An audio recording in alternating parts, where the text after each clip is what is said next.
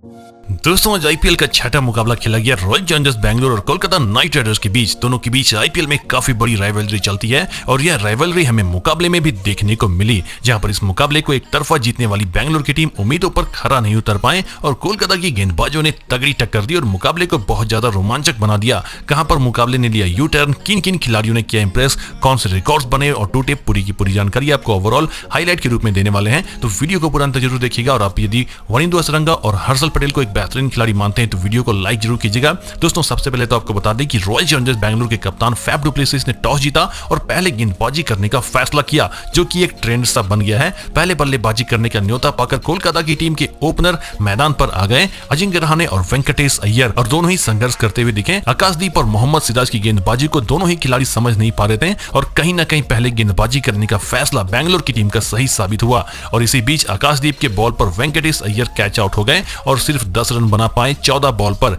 इसके बाद आए कप्तान श्रेयस अय्यर और लगा कि अजिंक्य रहाणे और श्रेयस अय्यर मिलकर टीम के स्कोर को अच्छी जगह पर पहुंचा देंगे और एक अच्छी शुरुआत देंगे विकेट गिरने के बाद भी। लेकिन कोलकाता के इस इरादे पर पानी फेर दिया बैंगलोर के गेंदबाजों ने, खास करके हर्षल पटेल और वनिंदु हसरंगा ने, जो बल्लेबाजों को हाथ खोलने का मौका तक नहीं दे रहे थे। और उसके बाद प्रेशर की वजह से अजिंक्य रहाणे का विकेट लिया मोहम्मद सिराज ने और 9 रन बनाकर आउट हो गए। इसके बाद आए नीतीश राणा भी ज्यादा देर तक चल नहीं पाए और कोलकाता का पावर प्ले में खत्म होते होते 50 रन भी नहीं पहुंचा था और 3 विकेट गिर चुके थे। हालांकि मैदान पर श्रेयस अय्यर थे तो उम्मीद था कि टीम मुकाबले में बनी हुई है, लेकिन उसके अगले ही ओवर में पावर प्ले खत्म होने के बाद श्रेयस अय्यर से वनिंदु हसरंगा ने अपना शिकार शुरू कर दिया और उनके आउट होने के बाद टीम पूरी तरह से बैकफुट पर आ गई। कोलकाता की टीम के खिलाड़ी बैंगलोर के गेंदबाजों के सामने बिल्कुल ही पस्त नजर आ रहे थे। सुनील नारायण ने आते साथ तो कुछ उम्मीद जताई, लेकिन वह भी तुरंत पवेलियन लौट गए आकाशदीप की गेंद पर और वह कुछ ज्यादा ही हड़बड़ी में दिख रहे थे। इसके बाद शेल्डन जैक्सन को वनिंदु हसरंगा ने बोल्ड कर दिया 0 पर। इसके बाद फिर क्या था, ऐसा लग रहा था कि सिर्फ एक ही उम्मीद अब बचा हुआ है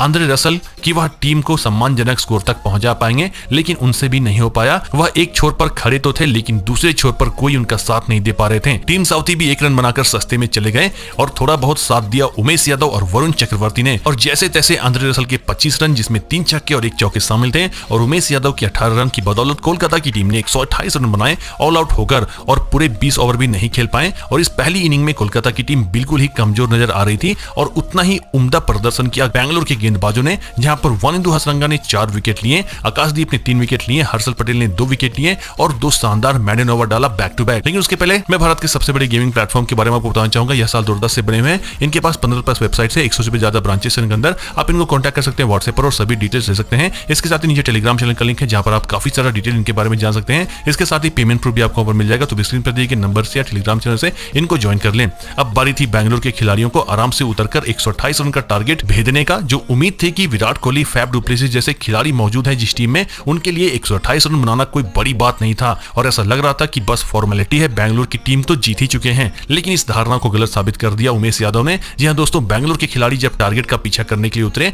तब उनका सामना हुआ कोलकाता के खूंखार गेंदबाजों से और पहले ही ओवर में उमेश यादव ने अनुज रावत को चलता कर दिया। इसके बाद दूसरे ओवर में फैफ डु प्लेसिस को टीम साउथी ने आउट कर दिया और तुरंत ही बैंगलोर की टीम को बैकफुट पर धकेल दिया और एक खिलाड़ी विराट कोहली मैदान पर आए, कुछ चौके लगाए और ऐसा लग रहा था कि अलग ही मूड में है और मैच को जिताकर ही वापस जाएंगे। लेकिन तीसरे ओवर में विराट कोहली भी चलते बने। उमेश यादव की गेंद पर फैफ डु प्लेसिस ने 5, अनुज रावत ने 0 और विराट कोहली 12 रन बनाकर आउट हो गए और बैंगलोर का टॉप ऑर्डर पूरी तरह से ध्वस्त हो गया और अचानक से कोलकाता की टीम मुकाबले में वापसी कर चुके थे और ऐसा लग रहा था कि अब बैंगलोर की टीम हार जाएंगे। लेकिन इसके बाद आए डेविड विली और सरफेन रुदरफोर्ड आराम से बल्लेबाजी करने लगे, लेकिन धीरे धीरे रन नहीं बनने की वजह से डेविड विली ने कुछ बड़े शॉट खेले और शुरुआत के कुछ में सफल हो गए, लेकिन उसके बाद सुनील नारायण के बॉल पर बड़ा हिट लगाने के चक्कर में आउट हो गए। नीतीश राणा को कैच थमा बैठा और बैंगलोर की टीम पूरी तरह से पटरी से उतर चुके थे और क्योंकि टारगेट छोटा था तो अभी भी कहना मुश्किल था कि मुकाबले में क्या होगा। हालांकि इसके बाद उतरे शहबाज अहमद एक अलग ही मूड में थे और उन्होंने कुछ बड़े बड़े छक्के लगाकर बैंगलोर की टीम को वापस मुकाबले में ले आए और रन और बॉल का जो फासला होता है उसे बराबर कर दिया और यहाँ पर से मुकाबला रोमांचक हो गया और यह कहना बहुत ज्यादा मुश्किल हो गया